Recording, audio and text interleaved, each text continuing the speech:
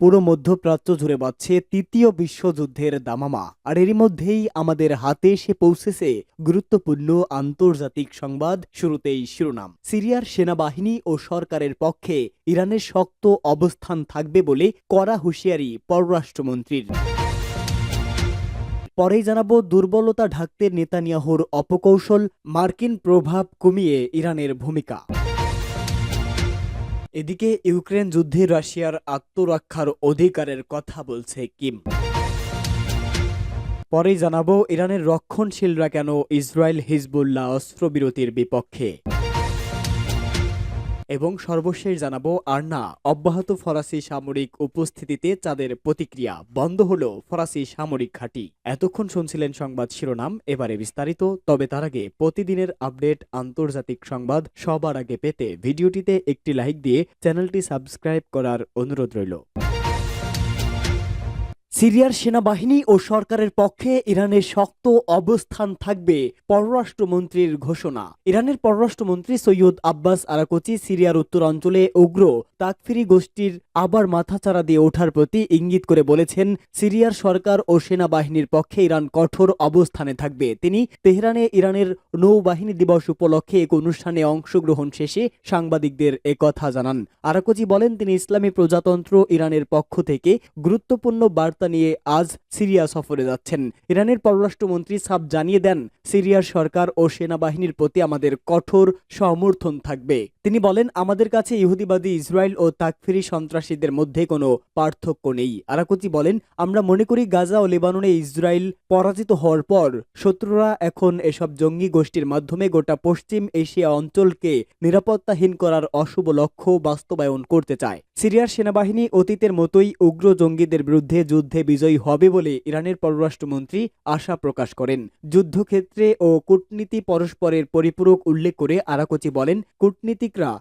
যুদ্ধক্ষেত্রের শক্তিগুলোর সঙ্গে সমান তালে সামনে এগিয়ে চলেন।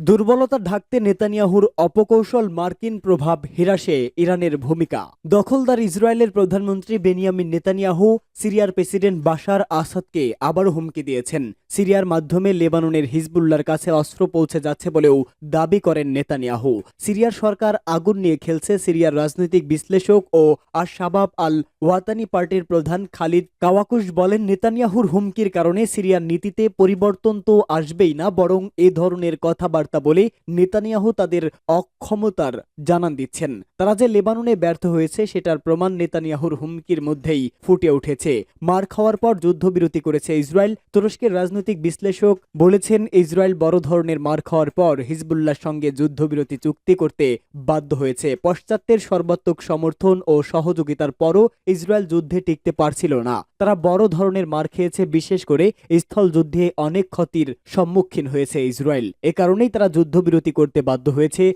দখলদার ইসরায়েলের ইহুদিবাদী বিশ্লেষক মিখাইল মিলস্টাইন গাজায় ইসরায়েলি বাহিনীর দুরবস্থার কথা তুলে ধরে বলেন, গাজার উত্তরাঞ্চলে ইসরায়েলের কঠিন শত্রু। তার মতে, ইসরায়েলি বাহিনী গাজায় এমন এক যুদ্ধ চালাচ্ছে যার সমাপ্তি কবে হবে তা কেউ জানে না। পর্তুগাল সফরের সময় ইরানের পররাষ্ট্রমন্ত্রী সৈয়দ আব্বাস আরাকচি সাংবাদিকদের বলেন, পশ্চিমা দেশগুলো আবারও ইরানের বিরুদ্ধে জাতিসংঘের নিরাপত্তাগুলো আরোপের হুমকি দিচ্ছে। এ ধরনের হুমকি অব্যাহত থাকলে ইরানের ভেতরে পরমাণু অস্ত্রের অধিকারী হওয়ার বিষয়ে কথাবার্তা বাড়তে পারে। আমেরিকার পররাষ্ট্র সম্পর্ক বিষয়ক কাউন্সিল এক প্রতিবেদনে বলেছে, ইরান যদি একটি পরমাণু অস্ত্রের পরীক্ষা চালিয়ে ফেলতে পারে তাহলে মধ্যপ্রাচ্যে আমেরিকা ও ইসরায়েলের প্রভাব নিমিষেই অনেক নিচে নেমে যাবে।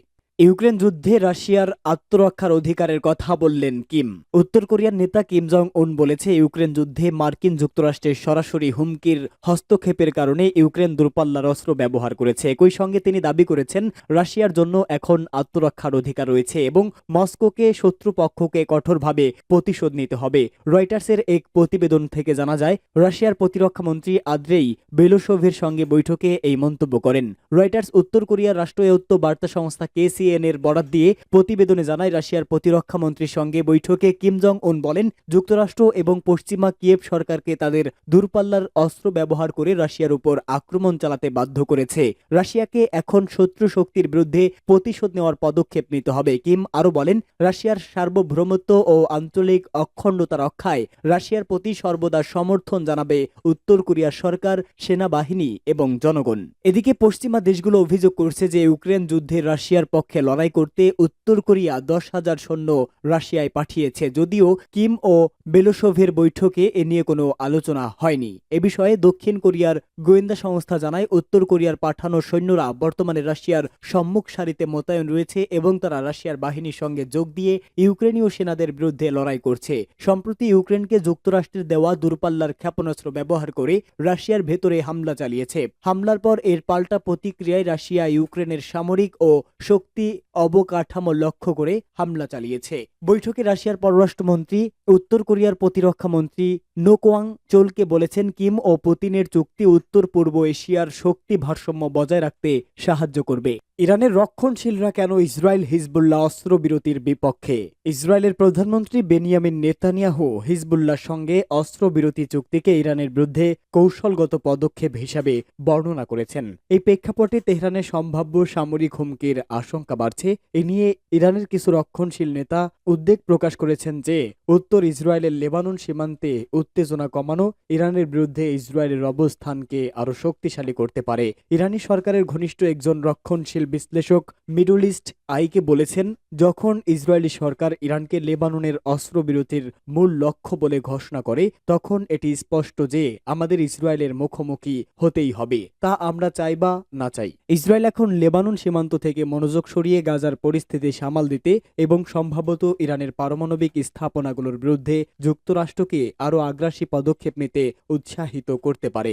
গাজায় ইসরায়েলি হামলা শুরু হওয়ার পর হিজবুল্লাহ এবং তাদের আঞ্চলিক মিত্ররা একটা কৌশলগত জোট গড়ে হামাসকে সমর্থন জানায়, কিন্তু লেবাননে ব্যাপক যুদ্ধের কারণে গাজার সঙ্গে হিজবুল্লাহ ফ্রন্টের সংযোগ রক্ষা করা কঠিন হয়ে পড়ে। দক্ষিণ লেবাননে ইসরায়েলি বোমা হামলায় 3,900 জনেরও বেশি মানুষ নিহত হয়েছে এবং 1 মিলিয়নেরও বেশি মানুষ বাস্তুচ্যুত হয়েছে।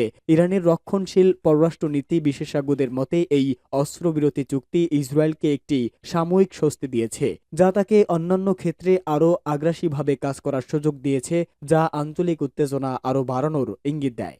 আর না অব্যাহত ফরাসি সামরিক উপস্থিতিতে চাঁদের প্রতিক্রিয়া বন্ধ হল ফরাসি সামরিক ঘাঁটি। চাদ সরকার ঘোষণা করেছে যে তারা ফ্রান্সের সাথে সামরিক সহযোগিতা চুক্তি বাতিল করেছে এবং ফরাসি বাহিনীকে চাঁদ ছেড়ে যেতে বলেছে। চাঁদের পররাষ্ট্রমন্ত্রী আব্দুর রহমান গোলামুল্লাহ সামাজিক নেটওয়ার্কে এক বিবৃতিতে লিখেছেন, চাঁদ প্রজাতন্ত্র ফ্রান্সের সাথে সামরিক সহযোগিতা চুক্তি বাতিল করার সিদ্ধান্ত নিয়েছে। এই বিবৃতিতে চাঁদে ফ্রান্সের সামরিক উপস্থিতির সমাপ্তিকে একটি ঐতিহাসিক বাক হিসেবে উল্লেখ করে বলা হয়েছে, প্রকৃতপক্ষে চাঁদ প্রজাতন্ত্রের স্বাধীনতার 66 বছর পর এই দেশটির পূর্ণ সার্বভৌমত্ব ঘোষণা করার সময় এসেছে এবং একই সাথে জাতীয় স্বার্থের উপর ভিত্তি করে কৌশলগত শরিক পুনর্নির্ধারণ করারও সময় এসেছে। চাঁদের আগে মালি, নাইজার, গ্যাবন এবং বুর্কিনা ফাসো সহ আরও কয়েকটি আফ্রিকান দেশ আনুষ্ঠানিকভাবে তাদের দেশে ফরাসি সৈন্যের উপস্থিতি বন্ধ করে দিয়েছে এবং সেনেগালও ঘোষণা করেছে সে দেশেও ফরাসি সামরিক ঘাঁটিগুলো শীঘ্রই উৎখাত করা হবে।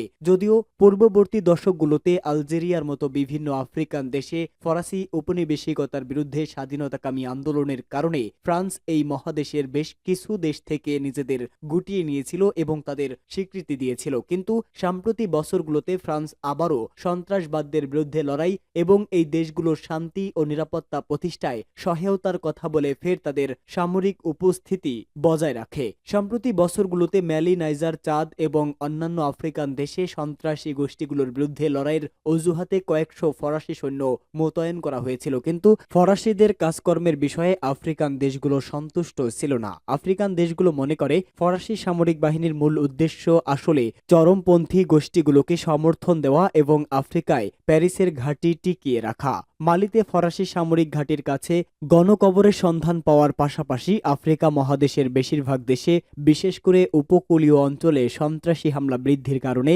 ফ্রান্সের সামরিক উপস্থিতির ব্যাপারে আফ্রিকান দেশগুলোর ক্ষোভ দিন দিন বাড়ছে। পরিস্থিতির কোনো উন্নতি না হওয়ায় গত কয়েক বছরে আফ্রিকার অনেক দেশে আবারও ফরাসি বিরোধী মনোভাব জোরদার হয়েছে। বেশ কিছু দেশে একের পর এক অভ্যুত্থানই এর প্রমাণ।